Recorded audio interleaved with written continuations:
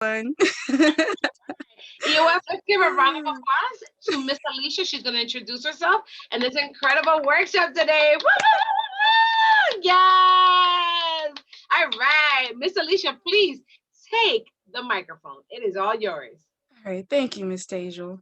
So once again, my name is Allisha Frederique. I am an intern with the EOF program, and if you haven't heard, today is my first presentation, so I'm very happy to be here with all of you to actually speak with you and to talk with you about burnout because it really is important to know and to address as we are students and this happens. So we're going to address what is burnout. We're going to address the signs, the symptoms, and how to manage the symptoms of burnout. So once again, my name is Allisha Frederique. As I said before, I am currently working on my master's at Kane University in clinical mental health. And as like the icebreaker, we always start with something, what do you love to do? And I am anything hands-on, arts and crafts, you name it. I've either tried to figure it out or I do it. So that is just something a little bit about myself. All right, so we're going to break this down into three parts. So the first one is what is burnout? Second part is how to prevent burnout in school as we are students, and this is going to be part of our lives. So just to notice the signs as we're going through our career as students. And then third is how to recover from burnout if you notice the symptoms and how we can address those symptoms. Okay? So, what is burnout? So, this is a question to all of you. Have you ever heard of this before? Have you heard of burnout? And what do you think burnout means? So, any ideas of what you think burnout means? For me, burnout is when you're overwhelmed with something. Okay. That's what I think it is. All right. Anyone else? That was a good.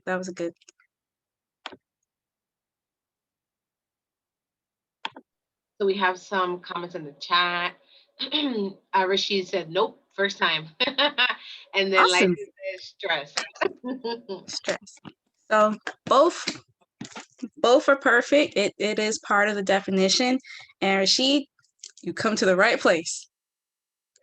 All right. So, burnout is a sum of a few things. So it is a combination of negative emotional, physical, and mental reactions to a situation. Burnout can be or can result in frustration. It can um, it can cause a lack of motivation. It can lower your ability to perform certain tasks. So what I mean by that is perform in your studies, possibly studying, concentrating on your studies, classes. There's maybe that lack of motivation to start an assignment or to even go to class. There's frustration revolved around your motivation levels and your ability to perform certain tasks. So that is like a rough summary of what burnout is. Okay. So burnout is not a sudden thing. So it doesn't just happen. You're frustrated with something and it just no, it's something that builds up over time. It is not to be associated with the occasional frustration, like I said, with a project. So there's always that I always think of group projects where you're putting in all of your effort and then there's that one that doesn't really help out as much. And there's that brief frustration with, oh my gosh, I'm trying to do my work. And that's not what burnout is. It's not pulling an all-nighter when you're studying overnight for an exam or to finish an assignment. It is not that. It is a buildup over time of, like I mentioned before, the emotional, physical, the lack of motivation that builds up over time to pretty much build burnout. So I have a little mouse on the wheel because it's kind of like you're constantly going. I thought of that. My sister has a chinchilla, so I always see him on the little wheel and I'm just like, dude, do you ever like stop? Over time, he's gonna get tired. So that's how I associated this with burnout. Any questions so far? All right. So symptoms. So these are a few of the symptoms. So, like I mentioned before, you experience fatigue. So you're just that tiredness that just is just there. It doesn't go away. You're constantly tired. Insomnia. Sometimes you have a difficult time going to sleep. As I mentioned before, low motivation, low inspiration to possibly start certain tasks or to complete certain tasks. Low confidence in your ability to for your academics, where you're kind of just questioning whether am I capable of doing this. It starts to kind of build up to that. You're forgetting things, so maybe forgetting your times that things are due. Maybe you thought it was this day but it was really this day, so it kind of happens there. Pain such as frequent headaches, muscle aches, low concentration, and low interest in the things that you enjoyed. So prevention. So what we're going to go over now is prevention. So you notice a few of the symptoms in yourself, then this is where we're going to brainstorm on how to prevent those symptoms. And there's many different ways to approach it, such as changing habits. Maybe there's some habits that you do that you would like to change, and then there are other lifestyle changes that you can do to prevent burnout in various parts of your life. So, first thing is make time for enjoyable activities. So, weekends are perfect, but life is life. People work during the weekends. Maybe there's obligations that you have during the week, and maybe you can't do weekends, but there is some time that you can set aside for certain enjoyable activities. So, I have someone either dancing, singing a song, so I wanted to brainstorm with you guys. What are some other things that you can do, or what are some other times in the day you can set aside for enjoyable activities? So this is where we're going to kind of start to think, okay, if not weekends, what are some times in your schedule that you can set aside time to do something that you like?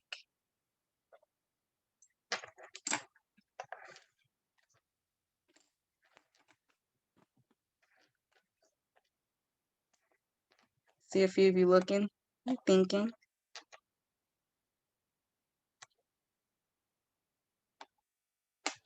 We have someone in the chat. One of the scholars wrote walking around for a while. Yeah, that'll work. Taking time to go for a walk. Any other ideas? For me, I love dancing. That's just it. So, I have to get up, walk outside, or I'll dance at home, and anything, because that's helpful, going out, spending time in that way, taking walks by the water, by the river. That's helpful too. It helps you definitely expand your mind, not being in front of a computer the whole time, which is important, especially as a counselor and therapist. I'm constantly in front of the computer, and as I mentioned today, I came back on campus because I need both monitors today. But yeah, it takes a toll. So it's important, as Miss Alicia is mentioning right now, scholars, it's definitely important to find different ways. So tell us, what are some other ways? We've given you some ideas. Anyone else, you could write in the chat, or you could definitely, oh, okay, I see that. I see some here. All right, I see scholars are writing, listen to music, dancing at the same time and hearing, yes. Meditation, yes. We also have brunch with friends. Yes. Okay. Mhm. Yes. Hi, Sean. Welcome. Welcome. Shopping. Yes. Yeah. Yes. So when would you set time for that? So those are the enjoyable activities, but are there some times during the week that you can set time aside for those?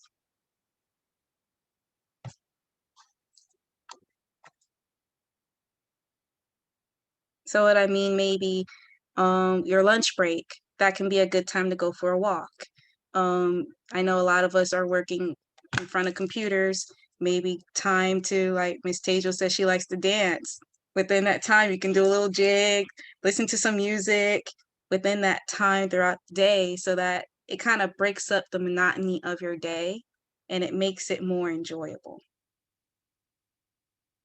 All right. Something else, physical exercise. So walking, playing sports, have a little figure riding the bike. Um, Definitely things to kind of get your body moving. The more you move, the more everything starts flowing. You can start to think better, clearer. Things like that can kind of promote motivation, provoke or promote inspiration, and that can help with preventing burnout. Going outside, like a lot of you mentioned, walking outside, doing activities in the sunlight, especially today. We mentioned earlier it was a beautiful day. You can, like one of our scholars mentioned, take your children outside, go to the park. If you have pets, let your pets run outside, enjoy the weather as now it's getting warm. So that is definitely something that can be done to promote or prevent burnout. Social activities, like many of you mentioned, going shopping, having brunch. As you see the little figures, I tried to make them 6 feet apart, but it's still just to do something that you once enjoyed. Yes, things are a little different now, but we can kind of work around it to promote ourselves to help us feel like we're enjoying everything that we would like to enjoy. All right. Another thing would be develop good relationships. So I stress this because a lot of us we develop relationships with our peers, our friends, but I like to include our professors, our advisors, because our professors are there for us, our advisors are there for us. So develop developing a good relationship with them puts you on their radar so that when you're feeling burnt out or you're feeling those feelings of I'm just exhausted, I'm having trouble sleeping, I need some help, they're there for you because you're a constant face, you're a constant person that's with them, and you developed a good relationship with them so they can help provide advice, help provide extra things for you so that you can prevent burnout. They can help you along the way. So that's why I like to say develop these good relationships because it can help you in being productive. Next thing would be set reasonable goals. So I say this because yes, we are students, we achieve, we want to achieve, but sometimes there's a lot of things coming to us and we're like we can do this, we can do this, we can do this. One thing I like to do is just to set reasonable goals for yourself. If you have a few things that are coming at you, maybe place them in a certain way that you can accomplish them in a certain amount of time. So like I have here, use a calendar. That way you have everything mapped out for certain due dates, certain things to kind of help you remember. As I mentioned before, one of the symptoms is forgetfulness. Using a calendar can definitely help you and reminding you about certain due dates, reminding you about maybe those social events that you set up, those different things that you want for yourself to kind of help you complete your task. And then setting these reminders can help you be motivated to complete them by their due dates. Yes, some things kind of happen where maybe that doesn't work out, but if you're planning ahead of time and you're setting reasonable goals for yourself and sticking to those goals, things can kind of run a little bit smoothly. This is a big one for all students is pretty much fight procrastination. Procrastination is just like the one biggest thing that comes at every student where yes, stress happens. Yes, that's understandable. And you can kind of put off things for a certain amount of time, but fight it as much as you can because fighting it it can prevent poor sleep habits. If you're studying overnight and you're trying to pull that all-nighter or a full-nighter to study or to complete an assignment, you're not going to get the best of sleep. That frustration that comes along with it because you're frustrated that you're up at 9, 10 o'clock trying to complete an assignment, or you put it off for a little bit longer than you wish you wouldn't have, and it builds stress. So all of these things come along with procrastination, and nobody wants that. In the end, you don't want frustration, stress, and lack of sleep. You want to be in tip-top shape. You want to have the best night's sleep you could get. You want to be not frustrated. You want to be relaxed. and just going through without much stress and frustration on you because procrastination came after you. All right, so now we're going to go over how to recover from burnout. So we noticed the symptoms, we figured out some things we can do, such as exercising, going outside, social events. But if you do suffer from burnout and it kind of catched up to you, here's some ways you can help yourself recover from it. Ask for help. I can't stress this enough, especially as we're adults. We don't really like to possibly ask for a lot of help. We want to be self-sufficient. I understand that.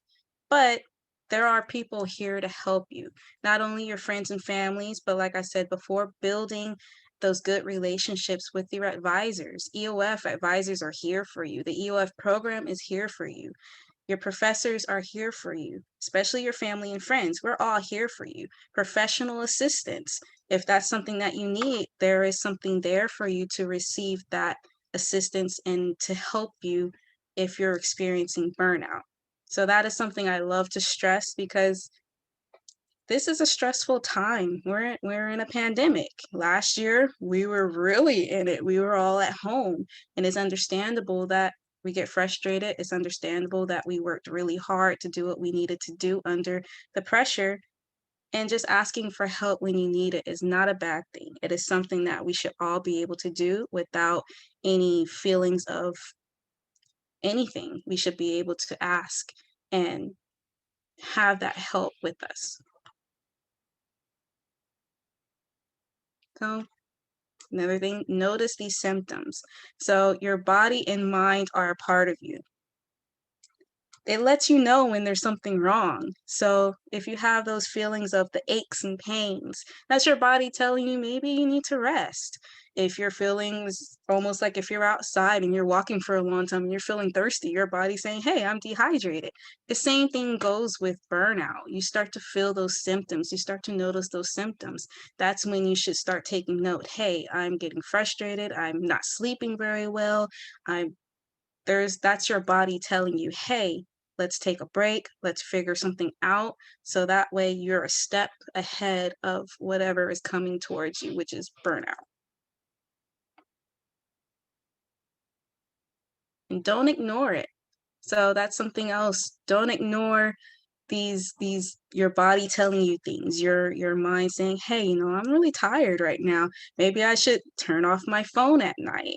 Maybe I should really get some shut-eye. Those are different things that you shouldn't ignore. When you know you're tired, go to bed. If you know that something is a little too much for you, don't ignore that feeling of, hey, I need to ask for help so that way I can handle what I need to handle.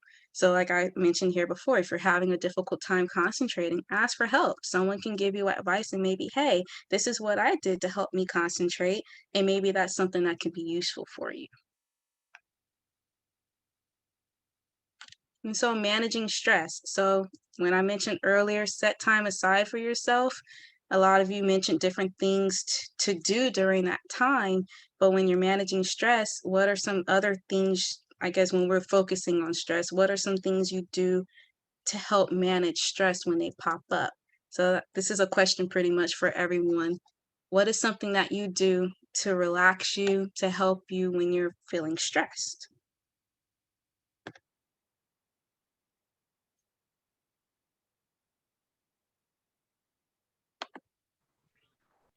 I watch novelas. Swimming helps me too. Swimming. If it's Swimming? raining. Yes. Awesome. Nice. Especially Normally, I this just weather. Yeah. normally I just FaceTime my family to take my mind off everything that's going on. That's good too. Your family is a support. So coming to them that's your way of relieving that stress that is building up. And this is how you're relieving yourself of that stress. So perfect, perfect examples. Anyone else? I like watching TV, especially Also catching up on writing. like old TV shows that I haven't like catched on since I don't have time. So that's a great way to just take my mind away. Definitely. I was going to say write about how we feel at the end of the night. I mean, at the end of the day, we can write like about what's stressing us out. So journaling, Yes. yes. Always anything that makes you feel relaxed. Watching TV, I love that because just you get to see your mind kind of turns off. Talking to family, you get to listen to people. Swimming, that's an exercise. Your body is going through the water. It's cool. The weather is perfect outside. Writing your thoughts, writing whatever. You can, I know some people who have doodle journals where they literally draw little pictures and that's their way of expressing what happened that day. So all perfect examples. All right, so important improvements. So I put this lightly because there are a lot of different things out there to improve your feelings of your lifestyle, your habits. So these are just a few things such as socializing, speaking with friends, reconnecting with people, eating, maybe learning to cook new things. Especially that's something that I've picked up is cookbooks, figuring out different things, what are certain things that I like, maybe retrying certain foods that I used to not like and seeing if I like them and how taste buds change. Peas are still not my favorite. I'm sorry. Can't do it.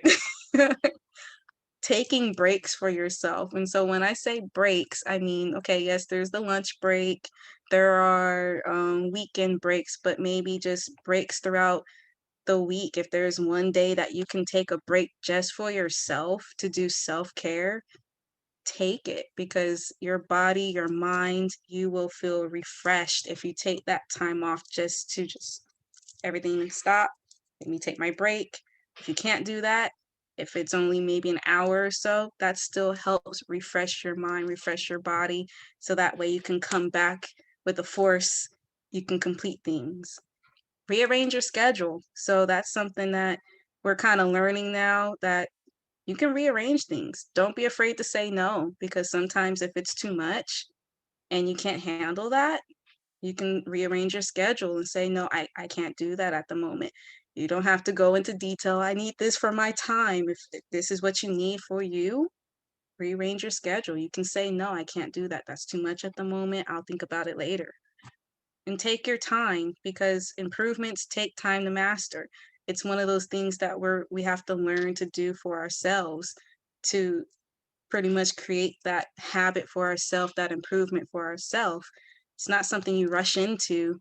Burnout takes time, it develops over time. So improving yourself isn't going to be quick and easy. It's kind of something that comes in place that takes time to improve.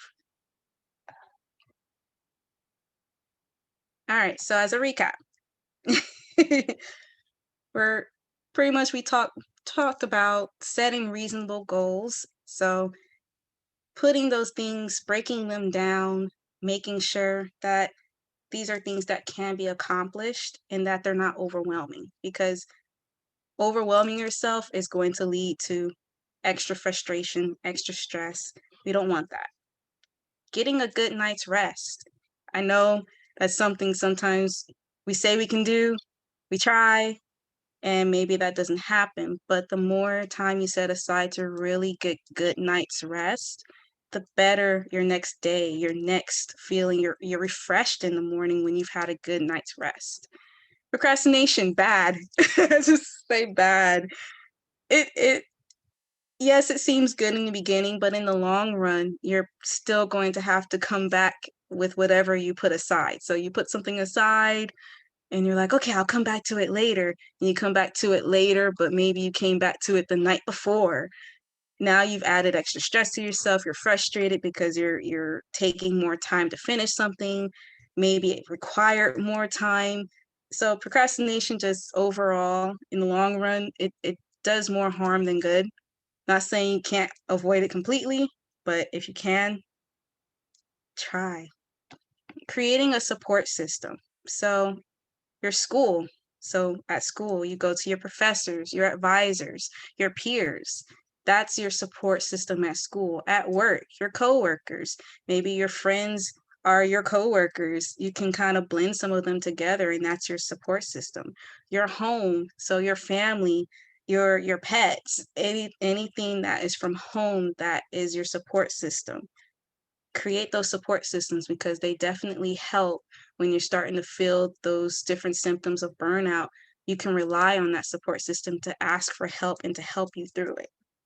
Taking a break. So taking time to just go, you know what, I just need a break. I need some time to myself, even if it's during lunch break, if it's 5 minutes here to stretch, if it's 10 minutes to do something else.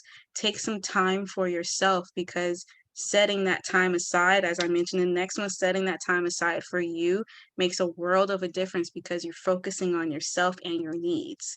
If you don't take time to focus on yourself and your needs, how are you going to focus on other things that you need to focus on?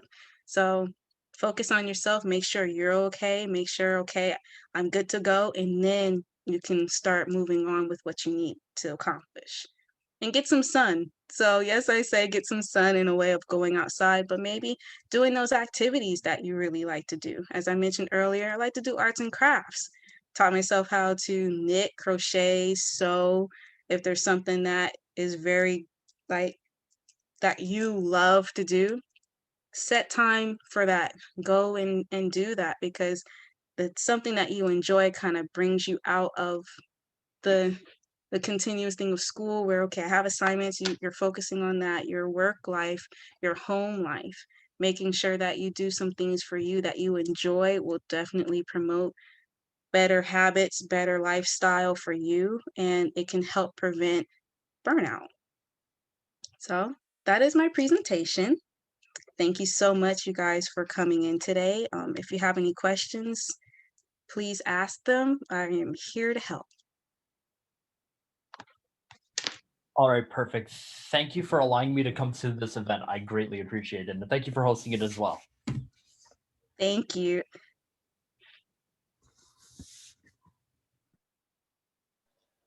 Awesome. No, it was a little quick, but still, if you have any questions, please ask.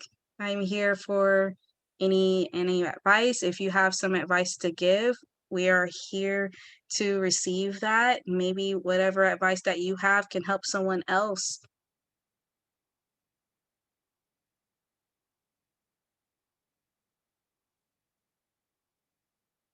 All righty, OF. Well, the importance of this workshop is just for you all to understand that throughout this past year, you all, it's just important, as scholars to have the right coping mechanisms to work through what's currently happening, to study, to maintain, to balance different things in your life, your social, your personal, your academic, and the other parts of your lives. So it's just something really important when it comes to burnout and the careers that you're going to choose, whether it's nursing, whether it's radiography, whether it's STEM, science, technology, engineering, or math, whether it's film, whether it's medical fields, social work, psychology, etc. It's something so important that to keep in mind overall is understanding that you just having those important mechanisms and ways to informs that Miss Allisha just provided today and talking about this important subject and topic about burnout, because burnout is real and it can happen, and it's important to know the signs of it now than later. So thank you so much, Miss Allisha. There is a question in the chat. Yes. So if you are looking for the recordings of our workshops, just be sure to go to our YouTube channel for the EOF program. I will get you that in a minute. I will drop it in the chat so you have the link to all of our other and prior workshops, so you have that information. All right, EOF, please give a warm and a grand applause to Miss Allisha on her incredible first workshop. Yes! Thank you, guys. You guys Yeah! are amazing. Excellent. Hey!